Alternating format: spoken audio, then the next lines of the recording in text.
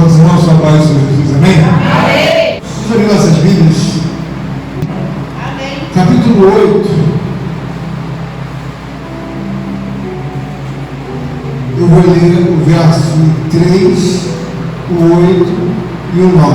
Quem entendeu de glória a Deus?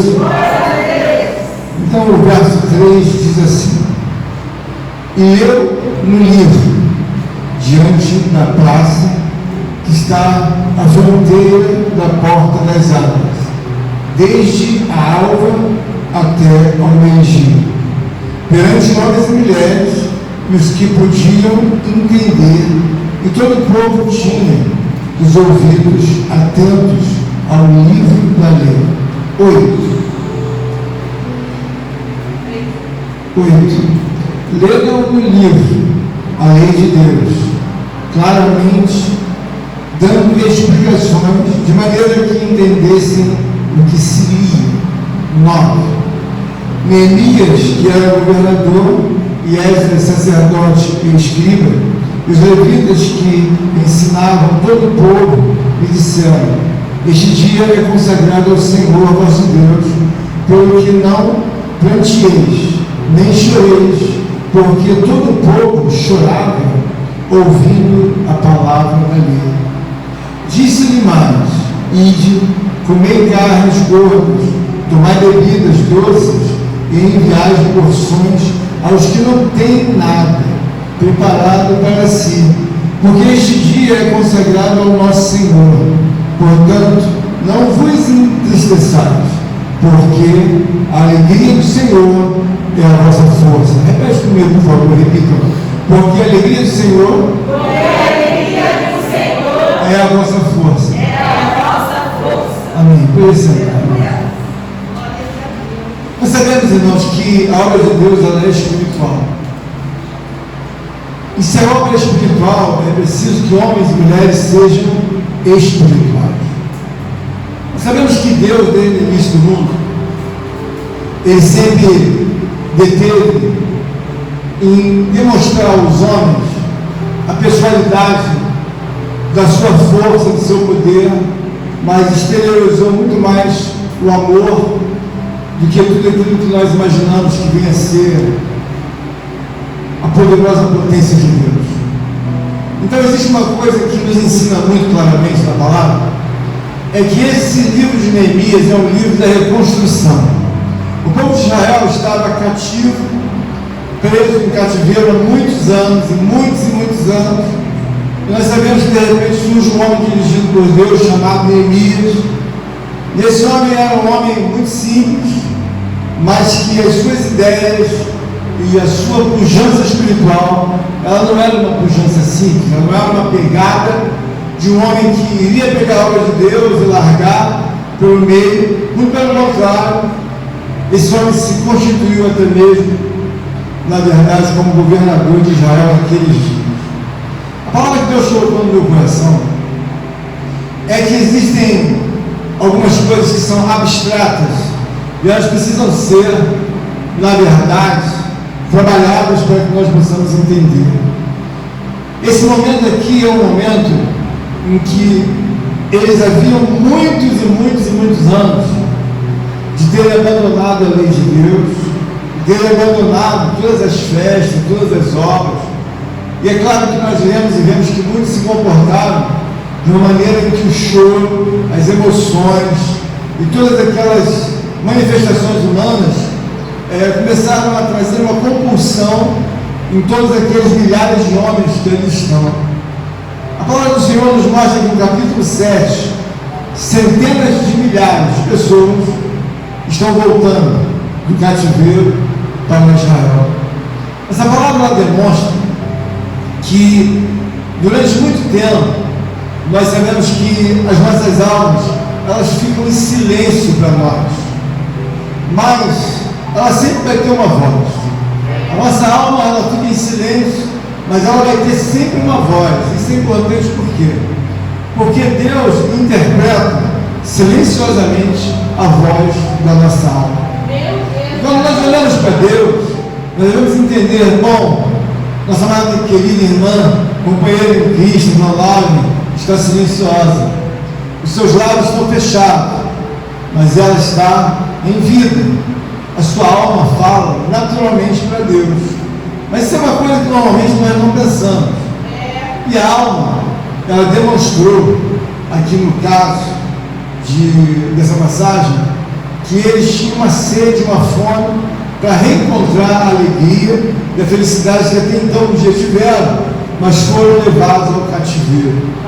O que eu quero trazer para os irmãos nesta noite é que, ainda que você não olhe, não pense nesse sentido, a voz da alma, ela é uma voz muito importante quando você começa a reconhecer a necessidade de colocar essa alma, não necessariamente em alegria, não necessariamente em ocupação, mas você colocar ela no seu devido lugar. Porque quando nós olhamos para esse povo, nós vemos que eles estão vindo do cativeiro. A alma deles, o espírito deles, se lançou, ou melhor, foram lançados a muito sofrimento, a muita angústia, a muita dificuldade, aquilo que você não sabia até mesmo como desembaraçar.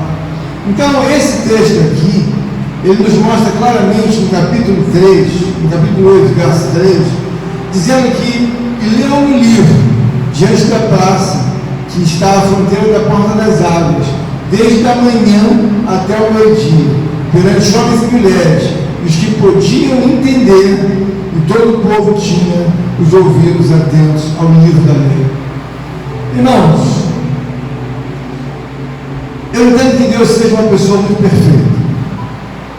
E se Deus é perfeito, nós sabemos que temos que seguir aquilo que Deus fala, na perfeição, que vem a ser uma coisa de uma pessoa equilibrada. Esse povo aqui se demonstrou muito desequilibrado.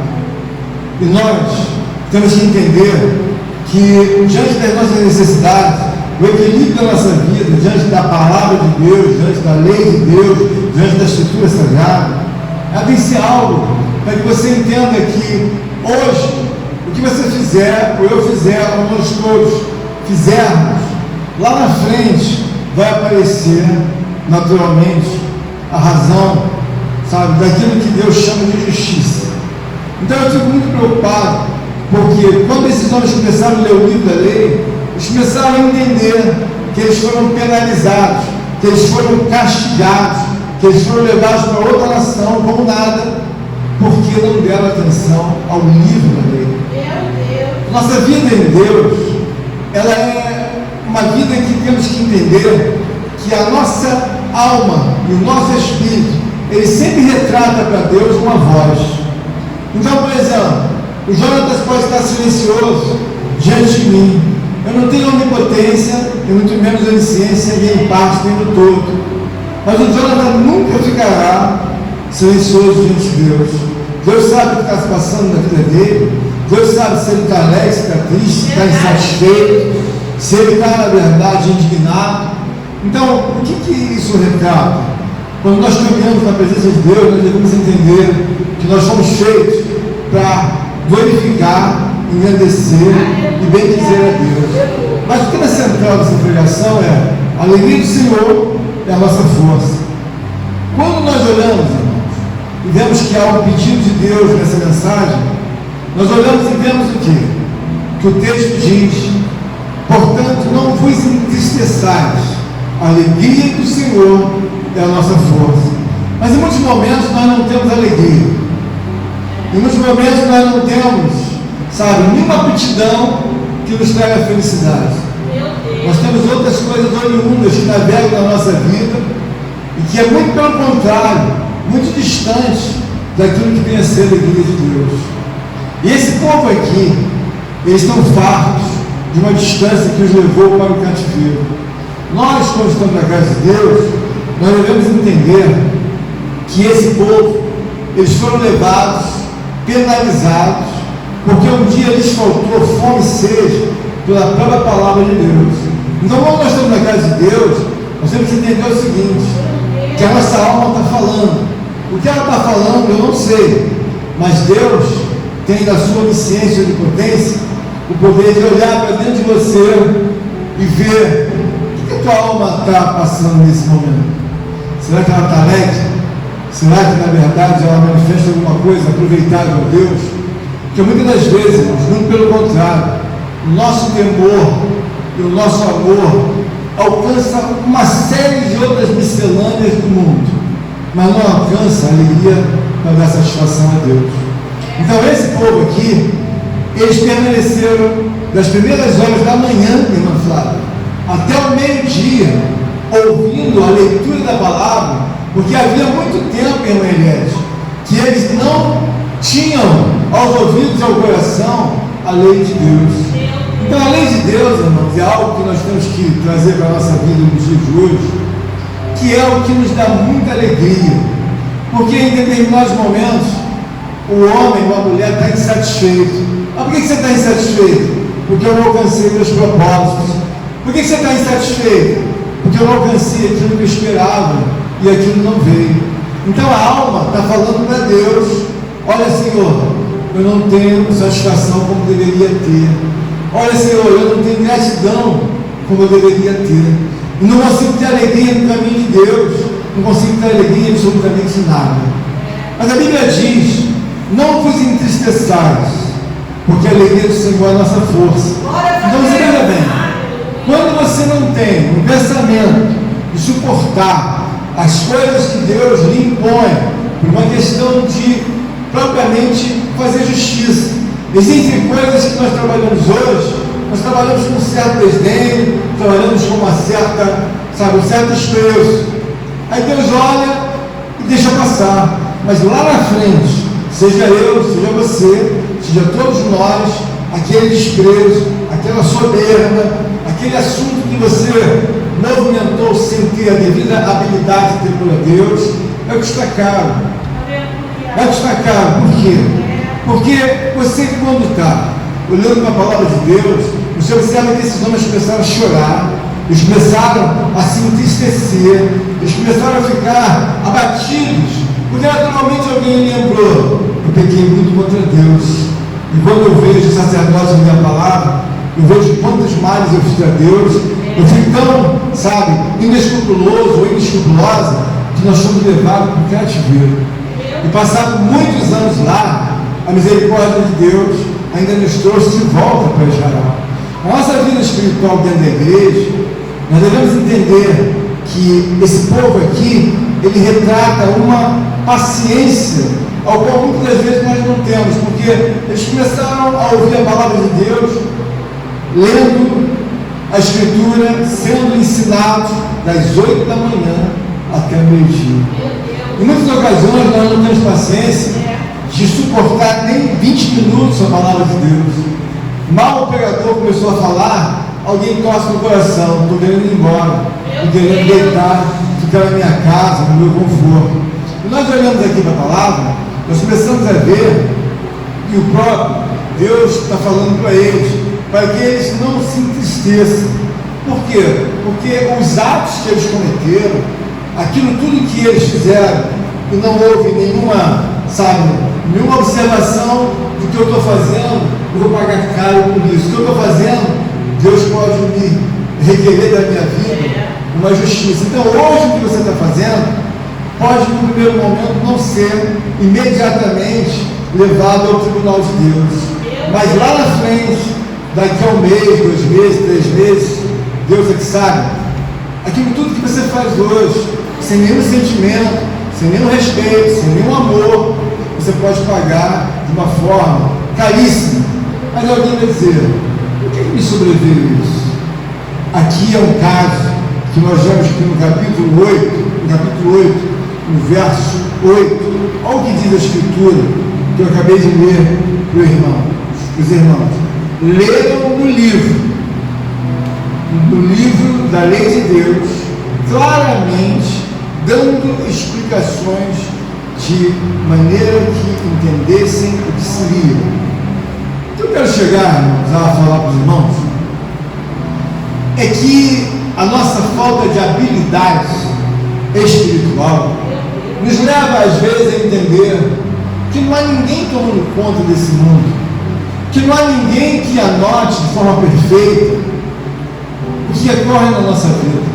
Então nós temos que olhar a casa de Deus e cada vez mais ficarmos com expertise espiritual pela própria palavra de Deus. Uma coisa me chamou a atenção é é que alguns livros de 200, 300, 400, 1000 anos já sumiram. Não existe mais nenhum exemplar. Mas aí eu fico olhando e vejo uma palavra como essa. Os nossos antepassados leram a mesma lei ao qual nós temos na Escritura Sagrada. É uma coisa muito misteriosa e é lançada uma obra divina de Deus. Por que esses livros não sumiram, considerando os milhares de anos que eles têm? Por que eles não foram levados, uma vez que já foram queimados, que já foram dizimados, já foram proibidos, e eles continuam a circular? O que eu quero trazer para os irmãos hoje, na obra de Deus, é que quando os homens sacerdotes, representantes de Deus, liam o livro, eles sabiam a importância desse livro. Quando você está na casa de Deus, você deve entender o seguinte: nós estamos no silêncio, irmão Lucas, mas o silêncio de Deus, ele é totalmente controlado pela pessoa soberana de Deus. Então, quando a nossa alma tem harmonia com a Escritura Sagrada, a alma entende que ela pode ter quietude, a alma entende que ela pode ter paz, a alma entende que ela está no caminho certo. Mas quando estamos controversos, nós começamos a fazer as coisas de forma errada. Você observa que o homem, ele tem a obrigação dada por Deus de centralizar-se na pessoa de Deus. Uma menina nasceu, qual é a obrigação de um pai, de uma mãe? Não furar as orelhas da criança, não lhe colocar algumas coisas dos costumes humanos. Mas essa criança, ela tem que ser centralizada nos entendimentos da Escritura Sagrada. Mas não é o que ocorre. Então, essa criança vai ter uma alma, um espírito, que na verdade ela nem sabe o quão grande é importante o zelo de uma alma e de um espírito. E os judeus começaram a entender, muito maiormente, do que todos nós. Porque, por exemplo, nós temos uma vida em Deus, e essa vida em Deus tem que fazer com que todos nós compreendamos. Nós somos corpo, alma e espírito. Mas espera aí, somos corpo, alma e espírito. O desígnio do corpo já está resolvido, porque nós sabemos que não poderemos mais fazer com que o corpo venha ser eternamente anexo à alma e ao espírito.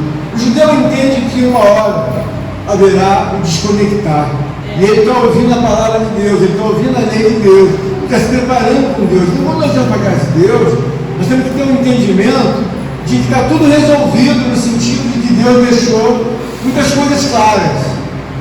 Deus deixou claro que nenhum homem sabe o dia que vai nascer, e muito menos o dia que vai morrer. Então nenhum homem diz: olha, eu vou nascer em dia tal.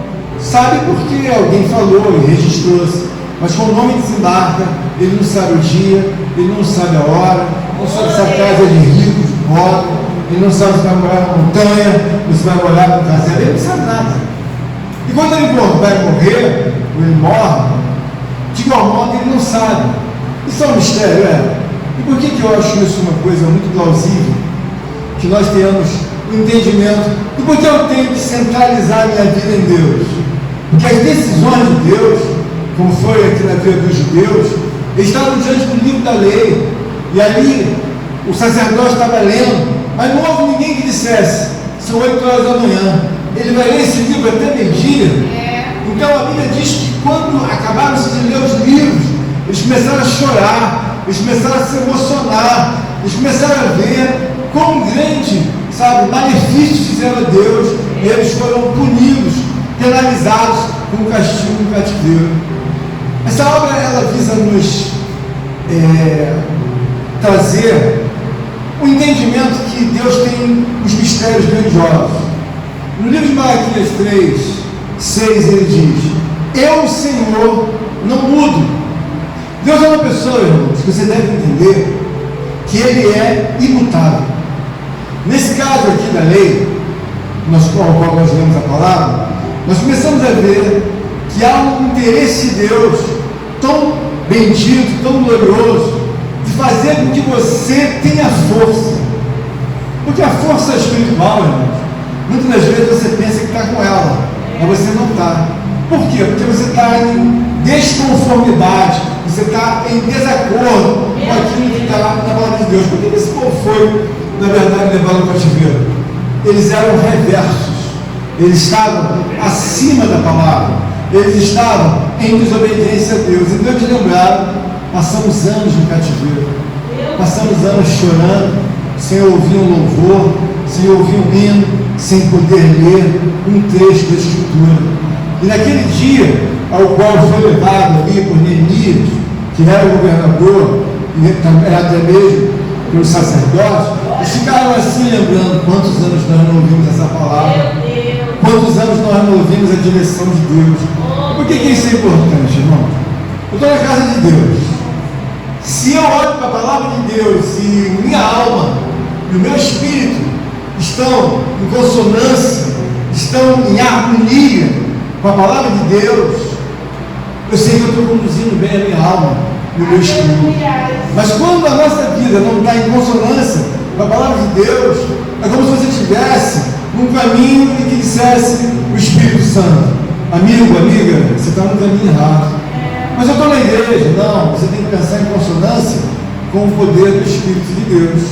Então aqui nessa palavra mostra bem claro, no verso, que ele diz: leram no livro da lei Deus claramente, dando explicações de maneira que entendessem que se lia. Então quando nós lemos na casa de Deus a palavra, você tem que se nutrir e falar assim: olha, eu tenho milhões e bilhões de neurônios, melhor, até trilhões, mas daí eu não tenho capacidade para organizar.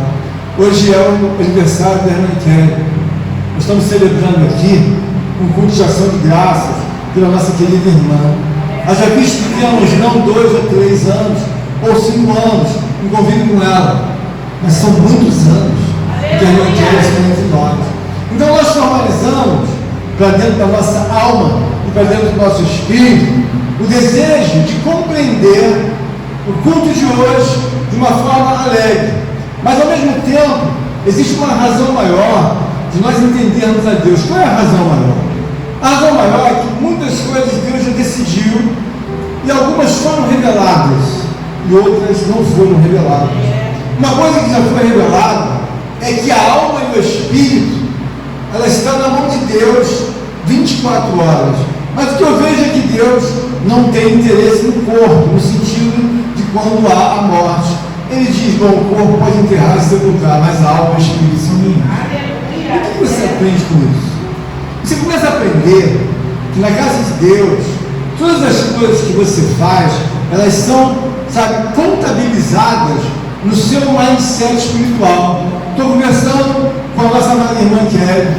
Ela tem um mindset de entendimento. Eu me revelei a ela em sonho, eu me revelei a ela em visões. Ela entende grandemente que eu sou Deus. Então, qual é o dever da irmã Kelly, considerando a revelação de Deus?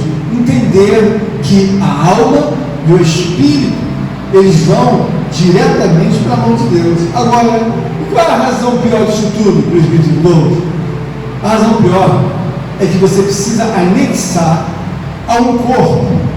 E se nós não tivermos em consonância com a Escritura Sagrada, o corpo vai embora. O espírito fica pedindo um corpo. Me coloca um corpo incorruptível. Me coloca em algum lugar. Eu não posso ficar vagando. Eu não posso ficar vagueando de um lugar para o outro. Você observa que quando a gente tem, às vezes, uma oportunidade de expulsar um demônio, ele começa a chorar. E ele chora copiosamente. Aí você pergunta para o demônio: por que você está chorando? Ele fala assim: eu vou ter que procurar outra casa. Por quê? Me expulsaram dessa vida. Eu vou ter que procurar achar outra mulher, achar outro homem. E não é fácil. Por quê? Porque quando eu chego, já tem outros espíritos dentro daquela casa, eu não posso entrar. Isso é importante você saber, que às vezes você está na casa de Deus, você constrói uma história que ela não tem absolutamente nada a ver com a verdade da Escritura. E quando você começa a entender a obra de Deus, você começa a entender mais como Deus organiza e controla o povo. Quando um homem perde a vida, automaticamente o reino de Deus pega a alma. É automático. Perdeu a vida, a alma e o espírito. Mas como você sabe disso, pastor? Na palavra de Deus diz: louco, esta noite pedirão a tua alma. E o que tu tens preparado? Para quem será? Louco, esta noite pedirão a tua alma. Por quê? Porque Deus não fala: louco, esta noite pedirão o teu corpo. Mas Ele fala: louco, esta noite pedirão a tua alma. E o que tu tens preparado? Para quem será? Essa obra de Deus, irmãos, ela é voltada para que você entenda que a alegria do Senhor é a nossa força. Mas você não tem que medir cabo de guerra com Deus. Você tem que entender que você tem que sintonizar, sabe, a sua vida, colocar em harmonia. Porque às vezes você está silencioso, silenciosa, mas você está super insatisfeito, você está áspero, você está incrédulo, você não está satisfeito com nada. E aí você olha para a palavra de Deus e você vê esses homens que ficaram no cativeiro, eles entendem claramente: pagamos um preço caríssimo. Por quê? Fomos para mãos dos estrangeiros, ficamos anos abandonados de Deus, porque pecamos contra Deus.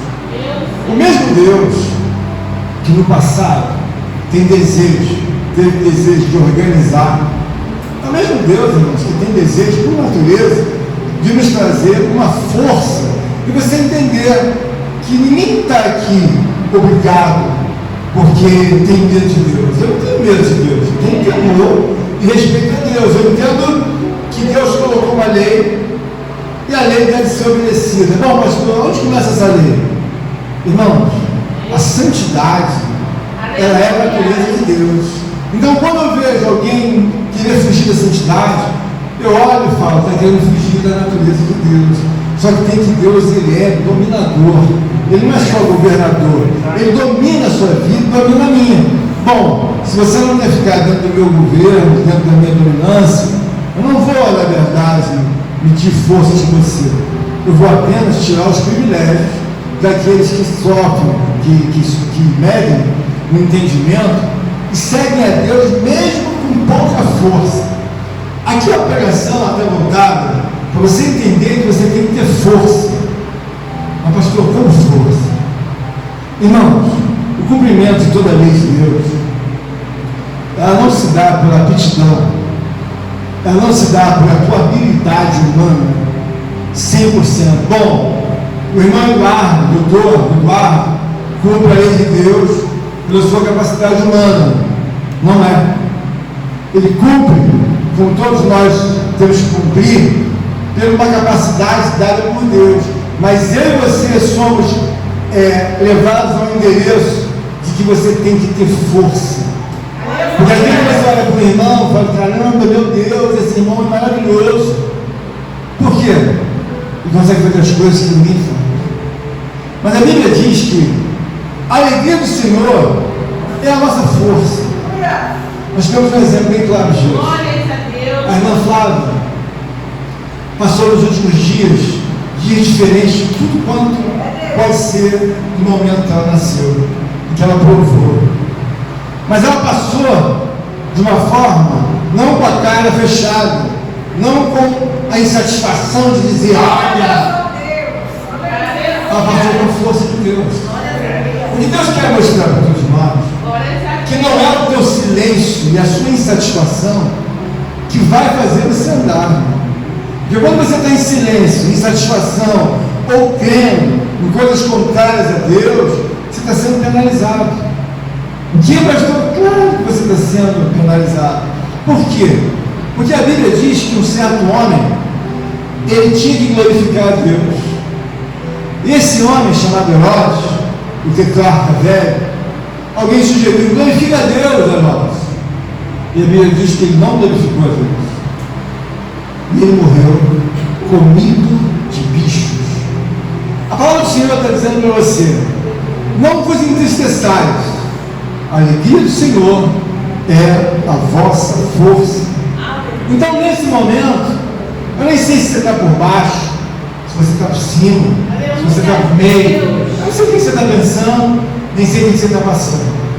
Mas uma coisa eu sei claramente: que você tem que colocar e priorizar a alegria de Deus na sua vida. Não importa se você está duro, bom, precisava de R$1.000. E quanto você tem? Tem 10. A alegria do Senhor é a nossa força. Por que isso é importante, irmãos? As penalidades, elas visam corrigir aquilo que a lei dos homens entendem como algo que está fora do padrão. Então ele coloca a penalidade para corrigir aquilo que até então se tornou, não sei, um infortúnio, se tornou algo que trouxe uma lesão, seja moral, seja material, seja de qualquer natureza. Então os homens aplicam a penalidade. Só que tem que os homens aprender a aplicar a penalidade com Deus. Porque Deus é uma pessoa que Ele está colocando bem claro. Qual é a minha natureza, irmãos? Senhor, o Senhor é santíssimo. Aleluia! Então, o Senhor é santíssimo. Por que Deus é santíssimo? O Senhor é separadíssimo. O Senhor é separadíssimo de todo e qualquer milésimo, centésimo de pecado. Não quero ver, não quero ouvir, não quero participar, e nem que tenha nada dessa proporção diante do reino de Deus. Então, o que fica claro?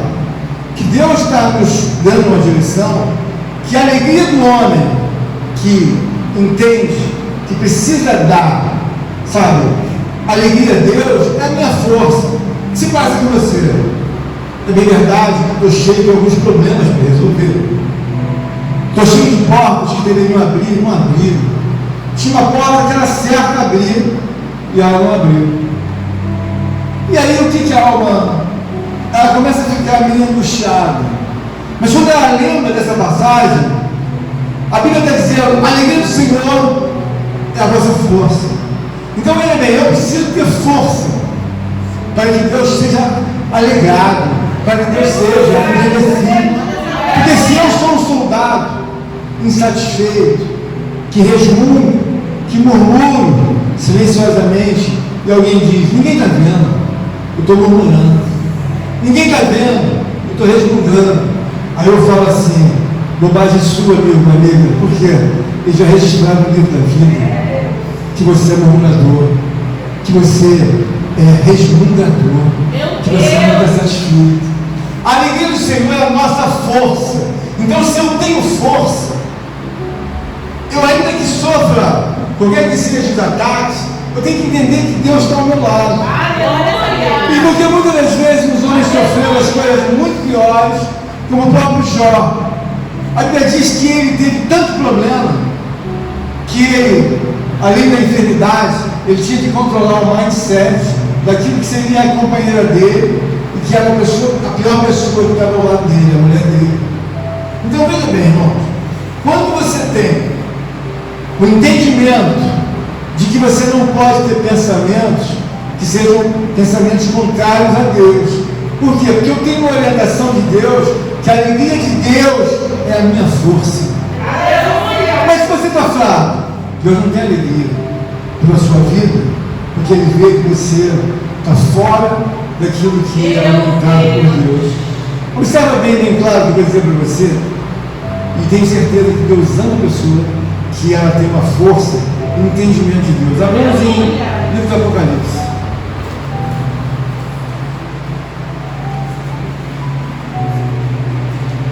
Capítulo 3.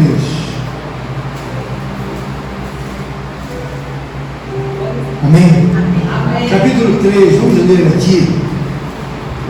Nós estamos falando de força espiritual. Capítulo 3, vou ler o verso 8 e 9. Observa bem o quanto é importante você ter força. O quanto é importante você se estabilizar nos pensamentos de Deus. Olha o que diz a palavra no capítulo 3, 8 e 9. Amém? Diz assim a Escritura: conheço as tuas obras, eis que tenho posto diante de ti uma porta aberta, a qual ninguém pode fechar, que tens pouca força, entretanto guardaste a minha palavra, e não negaste o meu nome. Eis que fareis que alguns dos que são da sinagoga de Satanás desses que a si mesmos se declaram judeus e não são, mas mentem. Eis que os farei vir e apostar-se aos teus pés e conhecer que eu te amo. Nós entender o seguinte, irmãos: nós somos cooperadores de Deus de uma forma bem clara. Nós sabemos que somos contados um a um por Deus como pessoas preciosas de Deus. Mas aí você vê bem claro que o próprio Deus, ele conhece as nossas obras, então ele conhece a nossa alma. Quando a sua alma é uma alma que está persuadindo em Deus, ela não é uma alma mentirosa, enganadora. Ela é uma alma que em todo tempo ela fala silenciosamente: me leva para beber. Aí você pergunta: beber o quê? Da água da vida. Me leva para postar-se diante de Deus. Você pode me levar? Eu vou levar você. Nós vamos postar-se diante de Deus. Eu gostaria muito que você me levasse para a Escritura. E aí você vai para a Escritura ler. Você não consegue me levar até o jejum? Eu gostaria muito de jejuar. Gostaria muito de me doar para Deus.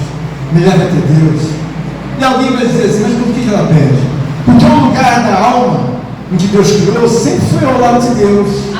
Então existem coisas que ficam claras na lei de Deus, e esse povo de Israel, eles estão ouvindo a lei desde manhã até o horário da tarde. E você e eu devemos entender que a nossa alma, ela não tem pé nem mão, ela tem um corpo, mas uma vez que ela saiu do corpo, ela vai pedir alguma coisa. Ela vai pedir. Por quê? Porque ela sabe de onde ela veio. Ela sabe que veio, sabe, dos interesses de Deus. E o que ela pretende? Ela pretende porque já ouviu muitas coisas, que a Bíblia diz que o corpo, ele vai para a terra. Mas e a alma? A alma vai para a mão de Deus. E Deus quer nos dar graça nessa noite, para que nós entendamos o verso 10 da palavra do Senhor, e que é um entendimento que nós devemos ter, sabe? Por quê? Esse povo aqui, eles ficaram privados de poder ouvir a palavra sagrada, santa de Deus. E nós, muitas das vezes, temos oportunidades, mas nós somos, às vezes, estamos mancos. O que é manco? Manco é uma pessoa que não consegue andar devidamente estabilizado. O que Deus quer mostrar na sua Escritura é que nós podemos fazer o que quiser. Você pode viajar, você pode pescar, você pode se alegrar, mas existe uma voz clamando, que é a voz de Deus. Ele está dizendo: não vos entristeçais, a alegria do Senhor é a nossa força. A nossa alegria, irmãos, é entender que eu e você não temos condições de organizar, não temos condições de trazer um bem-estar, se não for com o entendimento de respirar aquilo que Deus pensa, aquilo que Deus deixou estruturado, aquilo que Deus nos orienta. Por quê? Porque eu mesmo tenho que desejar: Deus, eu não quero só ouro ou prata, eu preciso. Mas o que você precisa mais? A alma vai dizer: fome. Fome fome. Preciso ter fome. E o que mais? E sede de Deus. Porque eu sei que se muitos homens tivessem fome e sede de Deus, eles não teriam provado das coisas mais horrendas. E se muitos homens e mulheres dentro da igreja provam de coisas horrendas, é porque a fome e a sede espiritual de Deus é pouca. E sendo pouca, não há nutrição. E aí as outras coisas que não deveriam entrar, elas adentram na nossa vida. O que Deus está querendo dizer para todos nós é que nós temos que ter na mente: irmã Kélia, você está completando mais um ano de vida. Mas se nós olharmos o aspecto central, a vida da irmã Kélia foi feita para Deus. A prioridade da irmã Kélia é alegrar a Deus. Por quê, pastor? Porque ela foi feita para alegrar a Deus. Se nós fizermos uma retroativa, vamos olhar a irmã Kélia ainda como uma ideia de Deus. antes dela ser concebida como ideia, ela é um pensamento de Deus. Por que eu vou querer aquilo? Então, se nós olharmos o pensamento inicial, Kelly foi criada para ser uma pessoa santa. Mas as ocorrências da Bíblia Sagrada levaram o homem a outra natureza. E agora é o melhor momento de todos nós. Nós estamos voltando para o caminho da santidade. Nós estamos voltando para aquilo que éramos oriundos desde os primeiros pensamentos de Deus. Deus possa nos dar entendimento de que nós temos muitas veredas, mas salvação você só encontra na santidade de Deus. Por quê? Porque a natureza de Deus ele não vai deixar de maneira alguma, irmão Eduardo, homem ou mulher alguma, porque a natureza de Deus é inegociável. Que nós possamos trazer a paz de Deus, nossas homenagens, nossa alegria, não só pelo culto de ação de graça que a gente quer, mas também por tudo que o Senhor tem nos dado e revelado. Nós vamos hoje